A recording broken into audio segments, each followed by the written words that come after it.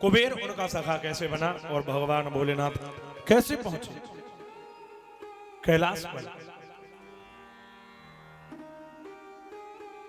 तो बोले सुनो, एक बार एक कांपिल्य नामक नगर में आसीत कांपिल्य नगरे सोमयाजी कुलोद्भव दीक्षितो यज्ञ दत्राक्षो यज्ञ विद्या विशारद। कांपिल्य नगर में एक ब्राह्मण रहते थे। ध्यान से सुनो,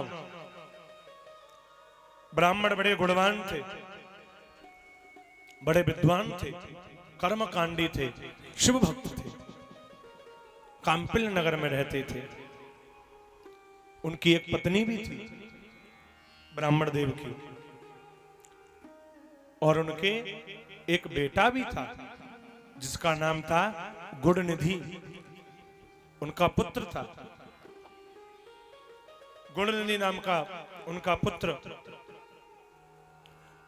अब यही होता है, पिता बड़े धर्मात्माएं पुण्यात्माएं, पिता की तो पूरे समाज में तारीफ है कि कितने कितने योग्य ब्राह्मण हैं, लेकिन पुत्र जुआरी था, पुत्र दुराचारी था, खल था पूरा का पूरा। पिता को पता नहीं है कि मेरा पुत्र जो है वो कैसा है। मां से धन मांगता तो मां धन दे देती, ले जा बेटा सब तेरा है। बिगाड़ रही है, स्वयं बिगाड़ रही है अपने बच्चे को।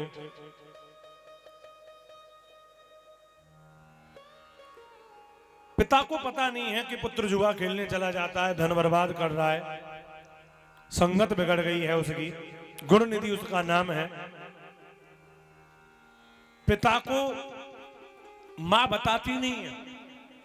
ये माताओं में कभी कभी होता है, बच्चे की साइड ले लेती हैं और कहीं से मारना पड़ जाए इसलिए अपने पति को बताती नहीं है, लेकिन कभी कभी बता देना चाहिए। क्यों? अगर शुरू में छोटी बात बता दोगे तो आगे बड़ी बात पर रोना नहीं पड़ेगा। बता दो अगर संतान बिगड़ रही है तो। लेकिन वो ब्राह्मणी नहीं बताती और वो बिगड़ गया। मित्रों के साथ में मद्यपान करे, दुराचारी हो गया। एक दिन मोहल्ले वालों से पता लगा, बोले तुम्हारा बेटा जुआ खेल रहा है। बोले कहां खेल रहा है जुआ? बोले अभी जुआ खेल रहा था आपका बेटा, हमने देखा। क्या कहते हो तुम? क्योंकि उस व्यक्ति ने उन्हें टोक दिया, बड़े ब्राह्मण बने फिरते हो, बड़े ज्ञानी बने फिरते हो, देखे अपने ज्ञान देने वाले, खुद का बेटा तो संभाला नहीं जाता, हमें ज्ञान दे रहे हो। तो कितना बुरा लगा ब्राह्मण को, समाज में बदनामी करवा रहा है मेरी। ब्राह्मण देव घर आए, घर आकर के उन्होंने अपनी पत्नी को पूछा, क्यों, कहां है गुणनिधि? तो गुणनिधि उस समय जुआ खेलने गया था, लेकिन फिर भी वो कह रही है अंदर है, अंदर पढ़ रहा है, अभी अंदर है, वो झूठ बोल रही है। ऐसी माएं जो ऐसे झूठ बोलती हैं, ध्यान से सुन लो, गुणनिधि जैसा हो जाएगा। फिर गुणनिधि गया है जुआ खेलने और वो कह रही है भीतर पढ़ रहा है, दिखा कहां है? अरे अरे आप क्या करोगे, परेशान हो जाएगा, डिस्टर्ब हो जाएगा वो पढ़ाई में, अंदर मत जाओ। बोले ना, मुझे दिखा कहां है? हो तो दिखे, ही ना हो, कोई था ही नहीं। और जुआ खेल के मद्यपान करके आया। समझ गए कि वो सही कह रहा था कि मेरा बेटा बिगड़ गया। और उन्होंने उसी समय अपने पुत्र को घर से निकाल दिया, जा तेरे वजह से मुझे समाज में नीचे देखना पड़ रहा है, तू मेरा पुत्र नहीं और मैं तेरा पिता नहीं। निकाल दिया। मां कह रही है नहीं नहीं घर से मत निकालो, मेरा अकेला बेटा है। बोले तू अगर कहे तो तू जा। तेनी तो बिगाड़ के रख दी हो जे, आज रोना पड़ रहा है हमें इसकी वजह से। समय पे अगर तू बता देती तो मैं इसे सुधारता, लेकिन अब नहीं सुधार सकता क्योंकि अब ये बड़ा हो गया है। चले जा घर से बाहर, आज के बाद घर में मत लौटना, इस घर के दरवाजे तेरे लिए सदैव बंद हैं, लौट जा यहां से। गुरुनिधि घर से निकल गया और निकला बड़े क्रोध में, हाँ हम नहीं आएंगे, घर में जाओ। चला गया, बच्चे तो हैं ही ऐसे जी। चला गया वो, अब घर से तो निकल गया, जेब में कुछ है नहीं, जो था वो जुए में हार गया। अब कब तक रहे बिना खाए, भूख तो लगे। अब भूखा था, भूख लगे, अब दुकान से कुछ ले कैसे, पैसे नहीं है। तो गुरुनिधि भोजन की तलाश करने लगा, बड़ा भूखा था। अचानक उसने क्या देखा कि एक शिव मंदिर में भंडारा हो रहा था, प्रसादी चल रही थी। अच्छा, उसमें इनविटेशन था नहीं तो अंदर जा नहीं सकता, क्योंकि इनविटेशन हो तो जावे, निमंत्रण नहीं था। और अगर जाएगा तो कोई भगा देगा, डांट लगेगी वो अलग। तो गुरुनिधि द्वार पर बैठा रहा। एक तो भूख प्रबल थी, ऊपर से जो सुगंध आ रही थी पूड़ी की, बातें और भूख लगी। अब मन कर रहा पूड़ी खा ले, पर पूड़ी तो पूड़ी भैया दूर है, पर पास आ ही ना रही, मिले कैसे। बड़ा परेशान, वो इंतजार करने लगा कि कब ये लोग जाएं और कब मैं ये पूड़ी उठा करके लाऊं।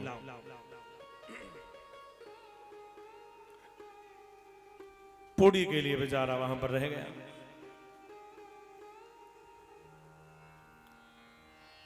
शाम हुई, शाम तक बैठा रहा। संध्या बाद रात्रि हुई, भंडारा पूरा। उन्होंने कहा ऐसा इस सामान को कल ले जाएंगे, यहीं छोड़ दो। तो उसमें कुछ भोजन बचा था, तो कुछ लोग वहीं सो गए। मंदिर में सोते थे, जो सोने वाले थे वो लोग मंदिर में सो गए।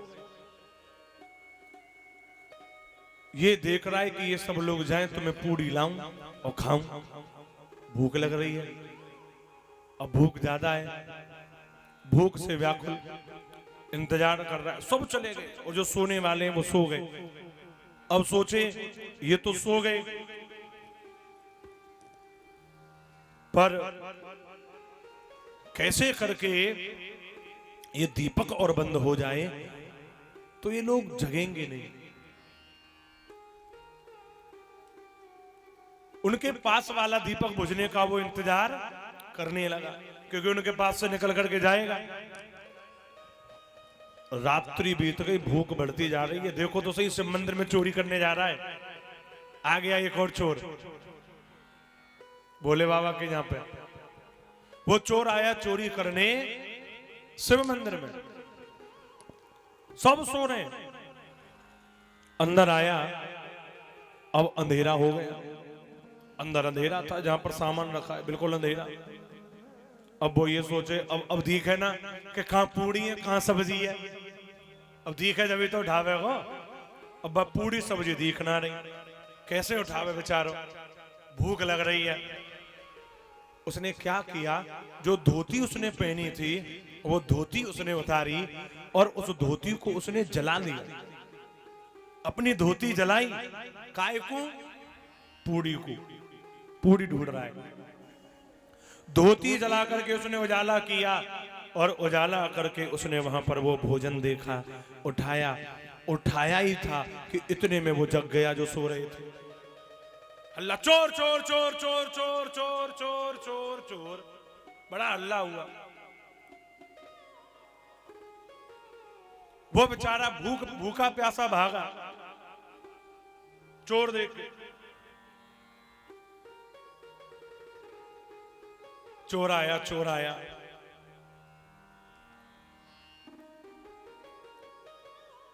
फिर क्या हुआ, जब वो भागा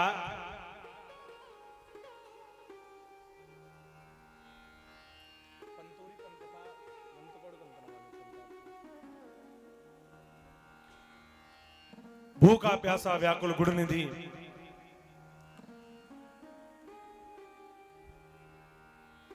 एक दिन उसकी मृत्यु हो जाती है गुड़ निधि की। यमदूत आई नरक में ले जाने के लिए। यमदूत जैसे यमदूत पधारे, यमदूत लेने पधारे हैं कि इधर शिव के पार्षद आ गए लेने के लिए। गुड़ निधि को लेने के लिए दो जगह से लोग आ गए, एक यमदूत और एक शिव पार्षद। यमदूतों से बोले छोड़ो इसे। बोले छोड़े? हाँ छोड़ दो। अरे महाराज ये बड़ा पापी था, आप इसे छुड़वाना चाहते हो? बोले पापी नहीं है, शिवजी की आज्ञा है, ये शिवलोक जाएगा। शिवलोक जाएगा। ये जीवन भर जुआ खेला, शराब पी, पाप किए, पिता ने भगा दिया और तुम कह रहे हो कि ये शिवलोक जाएगा? बोले हाँ ये शिवलोक जाएगा।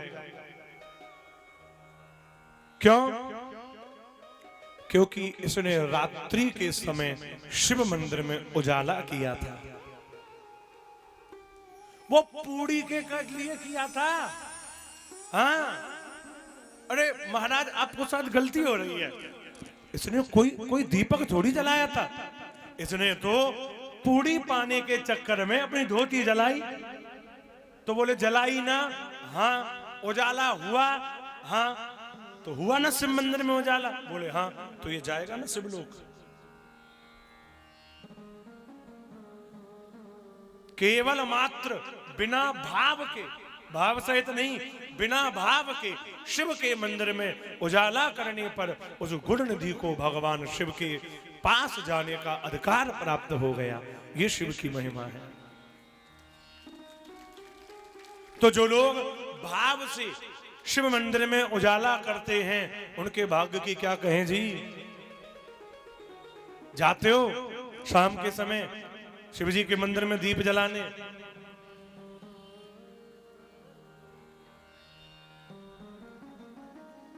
तो जाओ। ये गुड़ निधि की कथा बता रही है। उसने तो धोती जलाई थी। हाँ तुम तो दीप जलाओ। कहूं तुम भी गुड़ निधि बनो। गुड़ निधि बेचारा चला गया। कह रहे हैं कि गुड़ निधि शिवलोक गया और आनंद से भगवान शंकर के सहित सामने रहा। और तत्पश्चात अपने उस पुण्य का फल भोगने के बाद में भी वह कलिंग देश के राजा अरिंदम के यहां पर जन्म लेकर के आया। कहा? कलिंग देश में। कालांतर में वह अरिंदम का पुत्र दम बन करके आया। समय हुआ अरिंदम तो पधार गए तो दम बन गया राजा। और ये दम कौन है? गुड़ निधि जिसने धोती जलाई थी, वो बन गया राजा, एक देश का राजा। इसने पता है क्या कानून जारी कर दिया अपने राज्य में? बोले जितने भी शिव मंदिर मेरे राज्य में हैं उन सभी शिव मंदिरों में रोजाना दीपक जलाए जाएं। जिस घर में शिव पूजा होती है हर घर में शिव पूजा हो और हर घर में शिव के लिए दीपक जलाइए। और जो ऐसा नहीं करेगा उसे मृत्यु दंड दिया जाएगा। अब डर के मारे करने लगे सब। भैया मरो बातें बढ़िया तो दीपक जला लो, मरेंगे तो ना, नहीं तो मारेगा। राजा दम ने अपनी प्रजा में यह घोषणा करवा दी है कि हर घर में, हर मंदिर में, हर शिवालय में दीप जलाए जाए। रोज बंद नहीं होगा ये प्रकरण। और जानते हो यही प्रकरण करके हर शिवालय में दीप जलवा जलवा करके वही गुड़ निधि जो कि चोर था, जो कि पापी था, खल था, जब पुनः भगवान शिव के पास में गया तो भगवान शंकर इतने प्रसन्न हुए कि भगवान शंकर ने उस कुबेर को, उस गुड़ निधि को महादेव ने कुबेर बना दिया।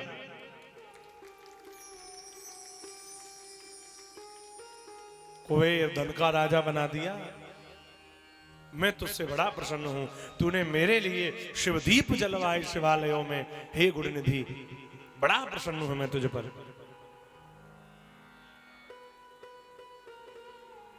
हे मुनियों, पहले का जो कल्प था पद्म कल्प, उस कल्प में विश्रवा ऋषि के पुत्र वैश्रवण जो थे वो कुबेर थे। लेकिन फिर जो मेघवाहन कल्प आया, उस मेघवाहन कल्प में वही गुणनिधि भगवान भोलेनाथ ने प्रसन्न होकर के उसे कुबेर पद प्रदान किया। उसके सामने प्रकट हुए और कहा, हे गुणनिधि, तुम कुबेर बनोगे, राजा बनोगे। लेकिन गुणनिधि ने क्या देखा, सुनो। गुणनिधि वहीं पर देखने लगा कि ये माता जी आई हैं, माता के सहित आए थे भोले बाबा गुणनिधि के सामने, तो उन्हें वो देखने लगा मातृत्व भाव से। वो ये देख रहा है कि कितनी भाग्यशाली है ये माँ, जो हर समय सदैव भगवान का साथ करती हैं। लेकिन माता को लगा ये हमें क्यों देख रहा है घूर घूर के, इतनी आंख ही नहीं बंद कर रहा, नजर ही नहीं हटा रहा। उसी समय माता ने क्रोध में उस गुणनिधि की, कुबेर की बाईं आंख फोड़ दी, एक आंख फोड़ दी। कुबेर चरणों में गिर पड़ा, माता अपराध क्षमा, लेकिन मेरा भाव तो केवल यही था, मातृत्वता में मैंने आपको देखा था माता। भोलेनाथ ने भी कहा, देवी तुमने ऐसा क्यों किया, यह बालक तो मातृत्वता के भाव में तुम्हें निहार रहा था। लेकिन हे गुणनिधि, तुम एक नेत्र के रहकर भी कुबेर पद प्राप्त करोगे। तो वो कुबेर है लगा हुआ, जो एक मंदिर में चोरी करने के कारण गया, चोरी करने समय अपनी धोती को मात्र चोरी की सहायता के लिए जलाया। उस गुणनिधि पर जो महादेव इतने रीझ गए, इतने प्रसन्न हो गए। तो हम लोग अगर श्रद्धा भाव से महादेव के मंदिर में दीप जलाएंगे तो हम पर कृपा नहीं करेंगे महादेव क्या? अरे हम पर भी कृपा करेंगे।